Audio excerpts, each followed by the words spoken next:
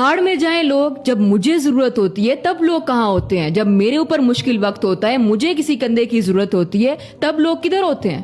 اب میں کیوں دوسروں کی مدد کروں جب میرے مشکل وقت میں کسی نے میری مدد نہیں کی؟ اگر یہی سوچ رکھنی ہے پھر تو وہی بات ہو گئی کہ اپنی اپنی کھیلو، پھر یہ رشتے، یہ انسانیت، درگزر، ہمدردی، یہ سب تو فضول ہے۔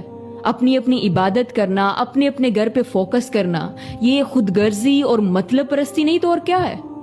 And psychology says the moment you give love you never received, you start healing. And Islam says the same.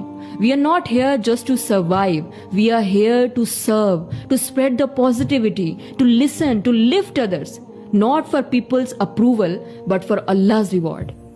اور اگر آپ حضرت لوط علیہ السلام کی قوم کا قصہ سنیں تو جب حضرت لوط علیہ السلام کی قوم پر عذاب نازل کرنا تھا تو فرشتوں نے اللہ سے کہا کہ یا اللہ ان میں تو بڑے پرہیزگار لوگ ہیں، زاہدین موجود ہیں، تو ان پر عذاب کیسے آ سکتا ہے؟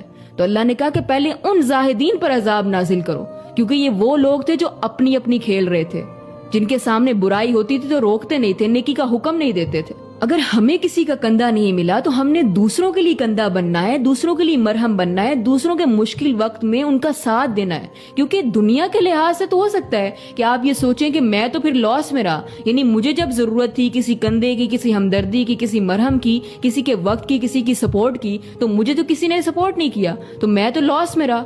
لیکن اگر آپ آخرت کے پوائنٹ آف ویو سے دیکھیں تو آپ خالصتاً اجر کما رہے ہیں، کیونکہ جس نے بھی کسی دوسرے انسان کے ساتھ ہمدردی کی، کسی دوسرے انسان کو وقت دیا، اس کی مشکل میں سے نکلنے کا سبب بنا، تو اللہ تعالیٰ اس بندے کو اجر عطا کریں گے۔ تو آخرت کے پوائنٹ آف ویو سے چیزیں کو دیکھا کریں، کیونکہ ہم مسلمان ہیں، صرف انسان نہیں ہیں۔